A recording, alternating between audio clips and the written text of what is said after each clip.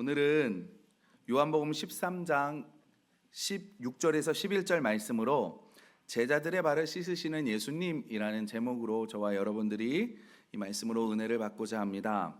여러분, 이 땅에서 예수님의 사역의 마지막이 점점 이제 다가오고 있습니다.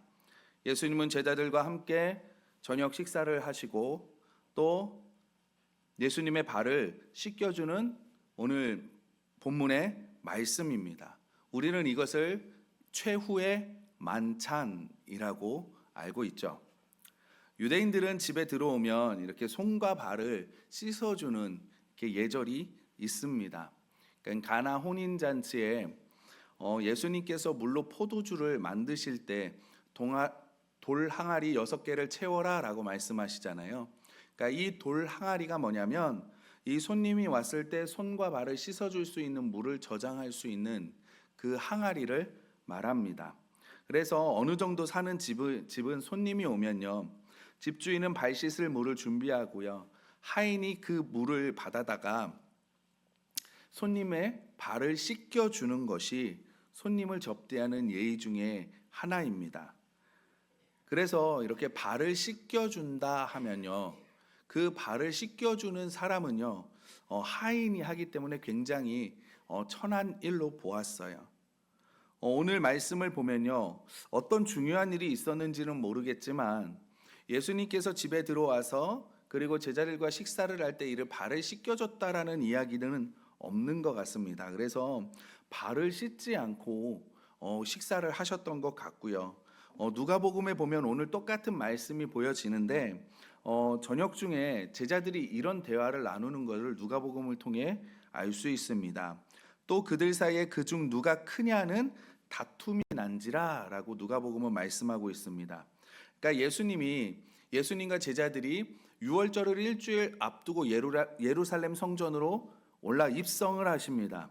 그럴 때 많은 사람들이 다윗의 자손 그리고 왕이여 라고 하면서 많이 환호성을 하잖아요. 우리가 그 말씀을 기억하실 겁니다. 그래서 이 모습을 본 제자들이 어떤 생각을 했겠어요? 미래를 꿈꾸지 않았겠습니까? 예수님이 왕이 되고 나면 나는 어떤 한 자리를 좀 차지하고 있겠구나. 그리고 주변을 보니까 나하고 그 자리를 차지할 만한 사람들이 11명이 있는 거예요. 그러니까 그 사람들하고 그 제자들이 서로 야, 내가 높아, 내가 더 높아, 내가 더 좋은 자리를 차지할까, 이런 다툼이 있었다는 거죠. 우리가 왜 그 말씀을 아냐? 누가복음에 보면 뭐라고 그래요? 또 그들 사이에, 또라는 말이 나오잖아요. 그렇기 때문에 이 제자들 가운데 이 다툼이 좀 몇 번 있었던 것 같습니다. 그러니까 이런 분위기에서 예수님의 발을 씻겨드려야겠다라고 생각하는 사람이 있었겠냐는 거죠. 아마 서로 나는 총리가 될 거야, 아니면 나는 장관이 될 거야, 아니면 나는 뭐가 될 거야, 그러면서 막 이런저런 생각을 하고 있는 거죠. 그래서 내가 총리가 되면, 이제 6월절에 왕이 되면, 예수님이 왕이 되면 이제 내가 총리가 돼서 어떤 일을 해야 될까라고 구상도 할 수도 있는 것이고, 아니면 그래도 내가 총리인데 제가 나보다 낮은 직급인데 제가 씻어드려야 되는 거 아니야? 뭐 그렇게 하면서 미루지 않았을까 생각되어져요. 그런데 그렇게 제자들이 그런 거 가지고 이제 막 이야기를 할 때 예수님께서 저녁 식사 후에 친히 겉옷을 벗으시고 수건을 동인 다음에 제자들의 발을 씻겨주시기 시작을 합니다. 이 사건은, 이 세족식은 우리에게 굉장히 중요한 의미를 이야기하고 있어요. 두 가지를 의미하는데, 첫 번째는 뭐냐면 우리가 항상 씻음을 받아야 한다라는 겁니다. 우리 3절 말씀에 보면 하나님께서 자신에게 모든 자를 맡기셨고, 또 당신이 예수님이 하나님께 돌아가셔야 할 날을 아시고 이 제자들의 발을 씻어주셨습니다. 그리고 베드로를 씻으려고 하자 베드로가 뭐라 그러냐면 놀라가지고 주님께서 내 발을 씻으려고 그러십니까? 라고 반문을 해요. 그러니까 예수님께서 내가 하는 것을 내가 지금은 알지 못하는데 후에 알게 될 거야 라고 발을 하니까 베드로가 그래도 황망하니까 어떻게 예수님이 제 발을 씻깁니까? 저는 절대로 씻지 못하십니다라고 얘기를 해요. 그러니까 예수님이 내가 너의 발을 씻어주지 않으면 너와 나는 상관이 없어. 이렇게 또 대답을 하셔요. 이 대답을 들은 베드로가 아니 그러면 주님, 그럼 발뿐이 아니라 내 손과 그리고 내 머리도 씻어 주십시오 라고 말하니까 뭐라고 예수님이 말씀하시냐면 우리 10절 말씀에 이미 목욕한 자는 발밖에 씻을 필요가 없느니라 온몸이 깨끗하니라 너희가 깨끗하다 라고 말씀하시죠. 예수님은 이 세속식을 통해서 뭘 말씀하고 싶으시냐면 대속의 죽음과 우리가 예수 그리스도께서 십자가에서 흘리신 그 피로 매일매일 씻음을 받아야 된다라는 것을 우리에게 말씀하고 있는 거예요. 제자들은 예수님께서 우리 죄를 위해 돌아가셨고 우리가 예수님을 영접하면 이제는 하나님의 자녀가 된다라는 이 구속의 계획을 지금 한 게 아니라 예수님께서 십자가에서 돌아가시고 부활하신 후에 알게 되었습니다. 그래서 이러한 씻음이 없으면 즉 그리스도의 보혈로 우리 죄를 씻는 이런 씻음이 없으면요 예수님과 상관이 없게 된다라는 사실, 우리가 예수님을 영접해서 한번 거듭나고 구원받았다면 다시 목욕할 필요가 없이 그냥 그리스도의 보혈로 우리의 죄를 씻어내는, 손을 씻어내는 이 회개의 삶을 살아야 된다라는 것을 지금 주님께서 우리에게 말씀해 주고 계십니다. 그런데 우리가 회개의 삶 하면 이렇게 좀 오해할 때가 있어요. 베드로와 같이. 뭐냐면 베드로가 뭐라고 처음에 말해요? 내 발을 절대로 씻지 못하십니다 라고 말하잖아요. 그러니까 우리가 가끔 회개 기도를 하는데요 절실하지 않을 때가 많은 것 같아요. 그러니까 무슨 말이냐면 우리가 어렸을 때 문방구에 가면 이렇게 많은 것들이 있잖아요. 그럼 가끔 이렇게 눈깔 사탕을 하나 이렇게 가져가는 아이들이 있어요. 그러면 딴 때는 모르는데 어느 날 딱 걸리거든요. 그러면 주인 아저씨가 그 아이를 딱 잡고 뭐라 그래요? 부모님 모시고 와라고 얘기를 하잖아요. 그럼 그 아이들이 그 상황을 모면하고 잘못했다고 빌지만 그 아이들 마음에 뭐예요? 아, 내가 정말 잘못했구나. 다음엔 훔치지 말아야지 라고 말하는 게 아니라 나오면서 뭐라 그래? 아이 재수없게 걸렸네? 그러잖아요.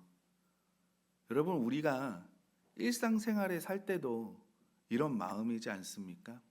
운전하시는 분은 그런 마음 많이 느끼실 거예요. 경찰한테 딱지를 끊기면 아이 재수없게 걸렸네?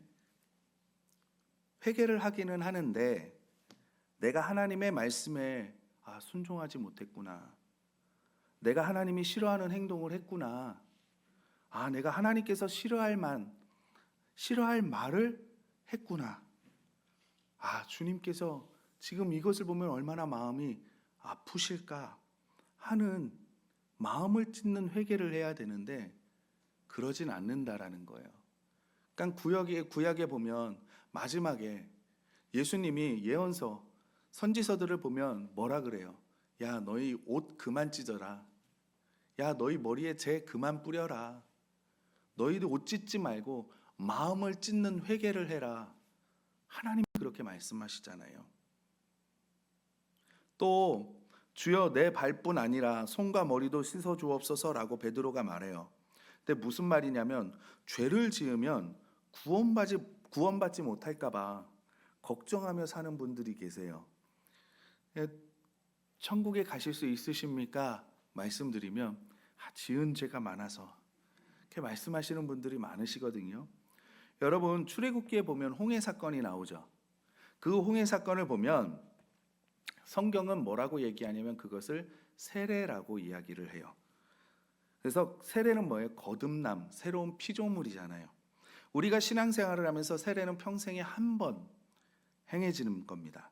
그러니까 뭐냐면 구원은 예수 그리스도로 말미암아서 우리가 한 번만 구원받으면 돼요. 무슨 말이냐면 내가 정말 예수님을 나의 구원자로 나의 주님으로 고백하면 하나님께서는 우리가 육신으로 살면서 죄를 짓기도 하고 넘어지기도 하지만 의롭다고 우리를 봐 주십니다.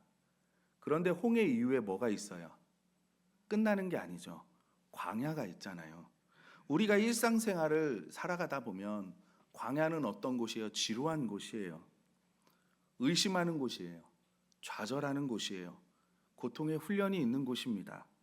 그래서 이것을 미처 생각하지 못하는 거예요. 그래서 내가 죄를 지어요. 내가 넘어져요. 내가 실수해요. 그러면 믿음의 선진을 바라보면서 아니면 믿음의 선배들을 보면서 난 아닌가 보다. 그리고 무슨 일을 하냐면요. 다시 베드로처럼 내 머리도 씻어 주십시오. 내 손도 씻어 주십시오. 나를 다 목욕시켜 주십시오. 말하는 것처럼 다시 홍해를 내 힘으로 건너려고 해요. 지금 베드로가 그 얘기를 하고 있는 겁니다. 주님, 제가 다시 홍해를 건너겠습니다. 그래서 온몸을 씻을 필요가 없고 몸을 씻은 자로서 발만 씻으면 된다. 예수님이 말씀해 주시는 겁니다.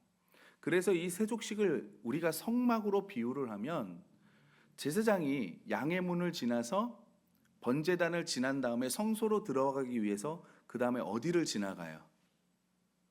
물두멍을 지나가잖아요. 물두멍을 지나갈 때 제사장들은 손을 씻습니다. 그리고 성소로 들어가요. 거룩한 하나님이 거하는 장소에. 그런데 거기에 들어갈 때 다시 번제를 드리지 않잖아요. 그죠? 손을 씻는 거. 그래서 물두멍을 이야기하는 거예요. 그래서 예수님께서 당신의 사랑하시는 백성들을 위한 사역 중에 가장 큰 사역이 뭐냐면, 물론 우리를 죄인된 자리에서 하나님의 자녀된 자리로 옮겨주시는, 우리의 신분을 바꿔주시는 거, 그게 정말 큰 일입니다. 그러나 그것으로 그치냐? 아니요. 하나님의 자녀로 출생된 이후에 우리가 하나님의 자녀답게 완성되어 가기를 하나님은 원하세요. 그 완성의 길이 바로 의와 성결과 거룩해지고 흠도 점도 없는 완성의 자리로 가도록 하나님이 우리를 이끌어 가시는 거예요. 그 이끌어 가시는 자리에서 우리가 뭐냐면 회개가 필요한 거예요. 너희는 항상 나의 피로 하루하루 죄를 씻는, 손발을 씻는 회개의 삶을 살으라는 거예요. 그렇다면 우리가 왜 매일매일 회개의 삶을 살아야 합니까? 우리 8절 말씀에 그것을 잘 말씀해 주고 있습니다. 우리 8절 말씀 다 같이 한번 읽어보도록 하겠습니다. 8절 말씀입니다. 시작. 베드로가 이르되 내 발을 절대로 씻지 못하시리이다. 예수께서 대답하시되 내가 너를 씻어주지 아니하면 내가 나와 상관이 없느니라. 아멘. 예수님께서 지금 무슨 말씀을 하고 계시는 겁니까? 상관이 없다라고 말씀하시잖아요. 그러니까 너와 내가 깊은 관계에 머물 수 없다라는 거예요. 여러분, 우리가 예수님을 믿고 예수님을 나의 구원자로 영접하고 느끼시는지 모르시겠지만 그러면 우리에게 변화가 생깁니다. 새로운 피조물이 돼요. 하나님의 자녀가 돼요. 그리고 우리에게는 하나님의 자녀가 되는 권세가 주어집니다. 그런데 이게 내가 노력하고 애쓴다고 되어지는 게 아니라 하나님께서 해주셔야 되는 거거든요. 그래서 예수님께서 뭐라고 요한복음 15장에 말씀하시냐면 아버지는 농부다. 그리고 나는 가지다. 그리고 너희들은 나는 나무고 너희들은 가지다라고 말씀하시면서 가지가 나무에 붙어 있기만 하면 열매를 맺는다. 너희는 나를 떠나서는 아무것도 할 수 없어라고 주님이 말씀하십니다. 그래서 우리에게 중요한 게 뭐냐면 열매를 맺는 거. 우리가 그것도 좀 생각해야 되겠지만 더 중요한 건 뭐냐면 가지된 우리가 나무에 붙어 있어야 돼요. 그런데 이 죄라는 것이 언제든지 예수님과 우리 하나님과 나와의 관계를 벌어지게 만드는 거예요. 여러분, 우리 학창 시절에 부모님에게 심하게 혼나잖아요. 그리고 나 밥 안 먹어. 그리고 방에 쾅 들어가요. 부모 자녀 간의 관계가 끊어집니까? 아니죠. 안 끊어져요. 그런데 부모님이 맛있게 갈비찜을 해놨어. 그런데 갈비찜은 먹어요, 못 먹어요? 못 먹어요. 왜요? 부모님과의 관계가 어색해졌잖아요. 방에 들어가 있잖아요. 그래서 예수님께서 말씀하시는 거예요. 내가 너를 씻어주지 않으면 나와 상관이 없다는 거예요. 그러므로 우리가 하나님의 능력을 경험하려면 하나님과 나 사이에 가로막고 있는 이 죄를 항상 예수 그리스도의 보혈로 씻어내고, 예수님과 항상 교통 속에 있을 때, 깊은 관계 속에 있을 때 자연적으로 열매를 맺고 능력이 우리의 삶을 통해서 나타난다라는 사실입니다. 그래서 예수님께서 회개의 삶을 살라고 말씀하시는 거예요. 그런데 우리는 회개를 좀 후회하는 것과 좀 동등하게 생각하는 것 같습니다. 근데 분명하게 말씀드리지만 회개는 후회와 다릅니다. 나의 잘못을 인정하고 고백하는 것이 중요하거든요. 이게 회개의 첫걸음이에요. 변명하지 않는 거예요. 정당화하지 않는 거예요. 하나님의 말씀에 비추어서 내가 잘못했구나, 그것을 인정하고 고백하는 겁니다. 근데 여기서 끝나는 게 아니라 인정하고 고백했다면 이제는 예수님께 나의 죄를 고백하는, 용서해 주셨다는 것을, 이제 나의 죄를 용서해 주셨다는 것을 믿어야 돼요. 요한일서 1장 9절에 보면 만일 우리가 우리 죄를 자백하면 그는 미쁘시고 의로우사 우리 죄를 사하시며 우리를 모든 불의에서 깨끗하게 하신다고 말씀하고 계십니다. 그러니까 하나님 앞에 자백하고 고백하면 하나님께서 우리를 깨끗하게 해주신대요. 이것을 우리가 믿어야 된다는 거예요. 그리고 끝이냐? 아니요. 이제는 내가 나를 용서해야 돼요. 하나님께서 나를 용서해 주시고 하나님께서 너의 죄를 기억하지 않겠다라고 말씀해 주시는데, 우리는 나를 용서하지 못하고 자책할 때가 너무나 많이 있습니다. 그건 온전한 회개가 아니에요. 하나님께서 용서하셨으면 나도 나를 용서할 줄 알아야 됩니다. 그리고 마지막으로 하나님께 받은 이런 용서의 기쁨을 감사로 표현하며 사셔야 되는 거예요. 우리가 이런 회개의 삶을 계속할 때 하나님과 나 사이에 방해하는 것이 없어지고요. 하나님께서는 우리의 삶 가운데 역사하시고 우리의 삶 가운데 변화가 체험되어지고 우리 삶 가운데 하나님의 놀라운 능력이 나타날 줄 믿습니다. 우리가 하루하루 하나님과 나 사이를 가로막는 것을 모두 예수 그리스도의 피로 정결하게 씻어내시고 하나님과 막힘없이 사시는 성도님들이 되시기를 예수님의 이름으로 부탁드립니다. 그리고 세족식의 두 번째 의미는 서로 발을 씻어 주어야 된다는 겁니다. 우리 오늘 읽지는 않았지만 화면에 나오는데 우리 14절 말씀을 우리 다 같이 한번 읽어보도록 하겠습니다. 시작. 내가 주와 또는 선생이 되어 너의 발을 씻었으니 너희도 서로 발을 씻어주는 것이 옳으니라. 아멘. 그러니까 내가 너희의 발을 씻어주는 이유는 뭐냐면 이것을 본받아서 서로 발을 씻어 주어야 한다는 것을 가르쳐 주기 위함이래요. 여러분, 이 세족식이 예수님이 제자들의 발을 씻겨주는 것이 우리가 잘 알잖아요. 겸손과 섬김의 상징이라는 걸 우리가 알잖아요. 그렇기에 예수님께서 이 제자들의 발을 씻겼다라고 하는 것은 이 시대는 굉장히 쇼킹한 사건입니다. 하인이나 하는 일을 지금 왕이 되실 분이 직접 씻어주고 계시는 거예요. 여러분, 제가 학창 시절에 강아지를 저희 집에서 키웠습니다.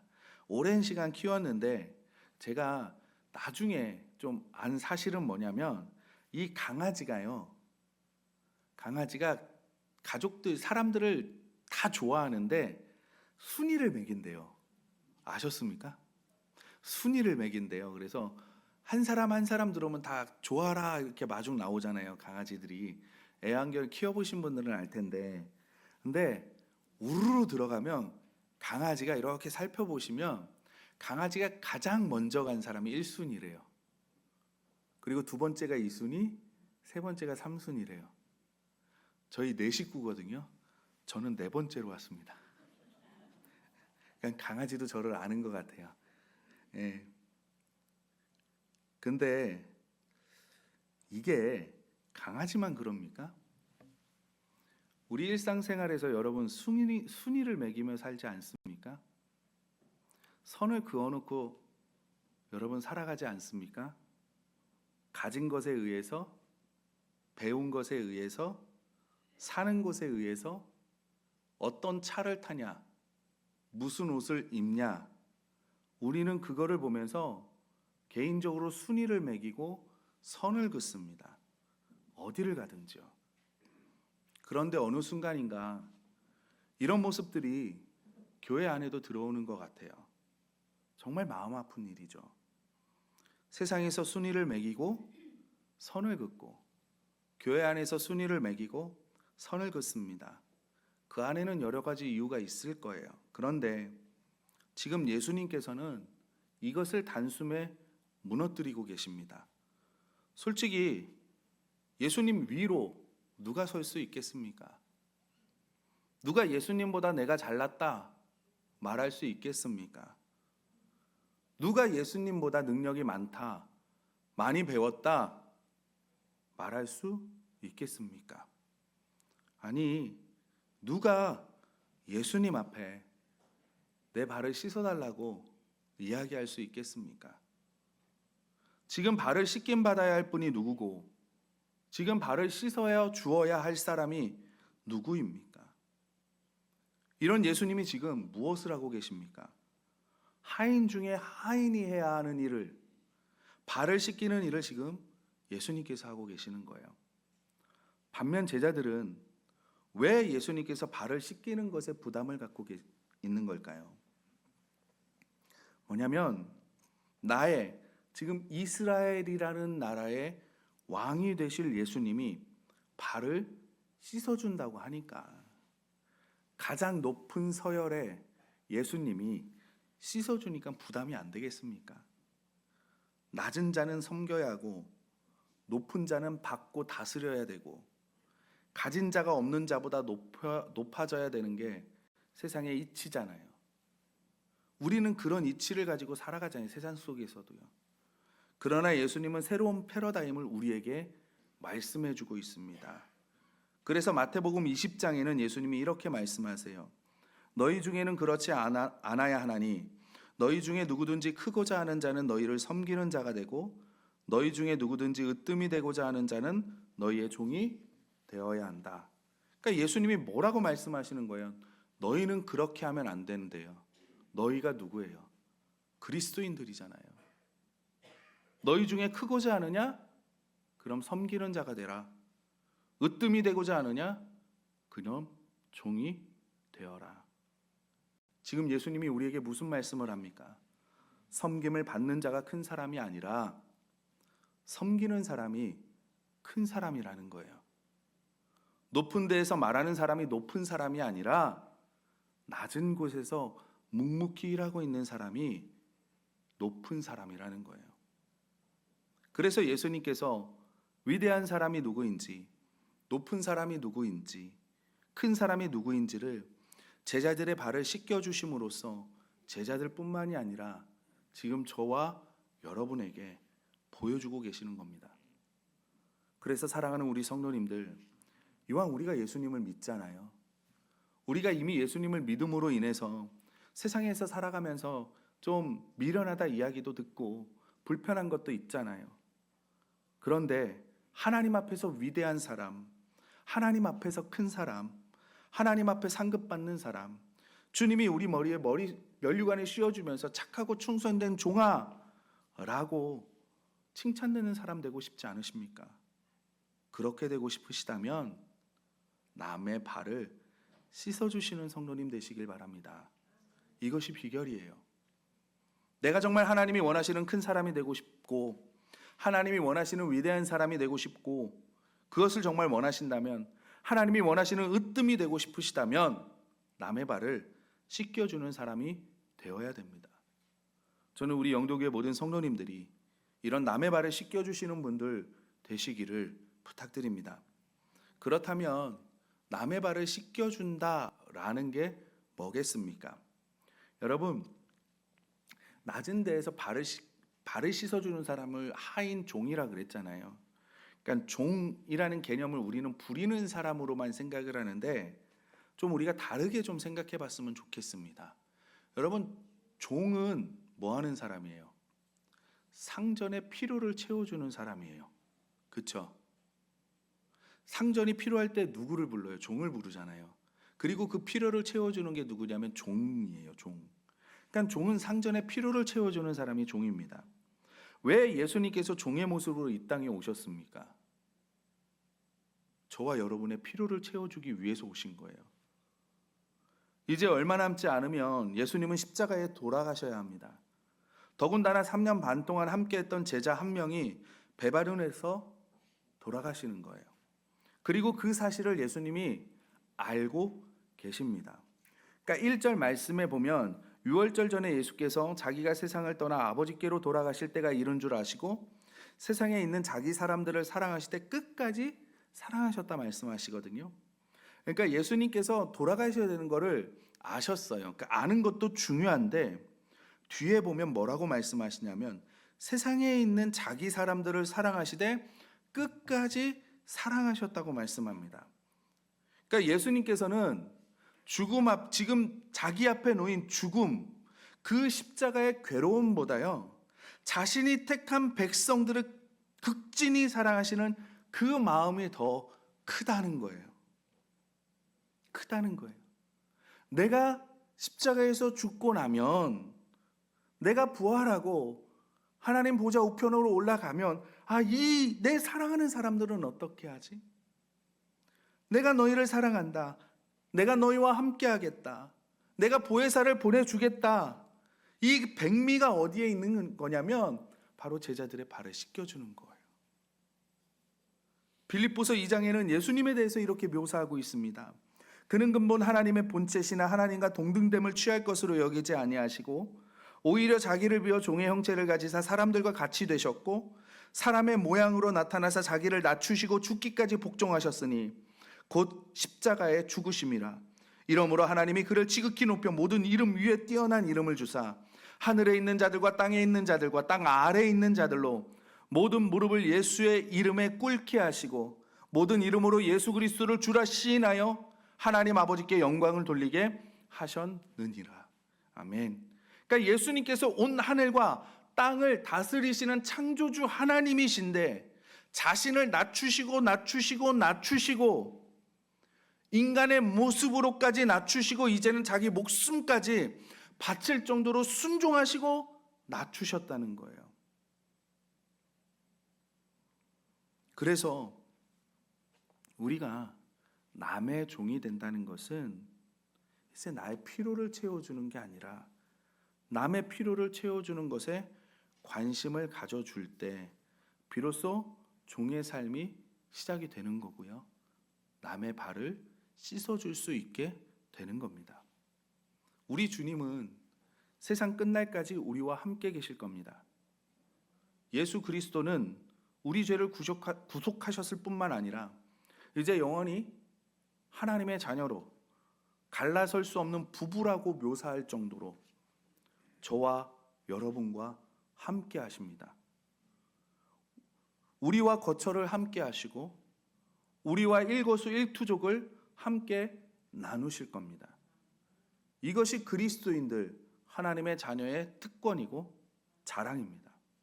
그래서 우리는 성결할 필요가 있고 말씀을 따라 나를 고칠 필요를 깊이 느껴야 되는 겁니다. 여러분, 우리 모두는 바로 이와 같은 주님의 인도로 이 자리에 나와 있는 하나님의 자녀입니다. 그러나 우리는 얼마나 주님을 슬프게 만들었는지 몰라요. 분명히 우리 안에 계시고 여러분 안에도 계시잖아요. 그리고 여러분을 붙잡고 계시잖아요. 여러분과 함께 먹고 마시고 거하고 계십니다. 그럼에도 불구하고 우리는 그냥 나 혼자 절망하고 낙심하고 좌절할 때가 얼마나 많은지 몰라요. 그리스도인에게 절망이 없습니다. 낙심도 있을 수 없습니다. 좌절과 영원한 실패도 없습니다. 물론 우리가 광야길을 가다가 비틀거릴 때도 있죠. 걸려 넘어질 때도 있죠. 실수할 때도 있죠. 그것뿐인 거예요. 이제 우리는 그 놀라운 주 예수 그리스도로 나를 위하여 십자가에 못 박혔을 뿐 아니라 영원토록 우리와 함께 하시기 위해서 이 세상 끝날까지 우리와 함께 계시고 지키시고 보호하시고, 누가 주의 사랑에서 끊을 자 누구요? 라고 말씀하시는 것처럼 아무도 저와 여러분에게 손끝도 마음대로 되지 못하도록 지키고 계시는 분이 내가 너를 끝까지 사랑한다 말씀하신 예수님이십니다. 우리는 그분의 영광스러운 자녀입니다. 그리고 그분의 사랑을 입은 자요, 동행하는 자요, 함께 동거하는 자녀입니다.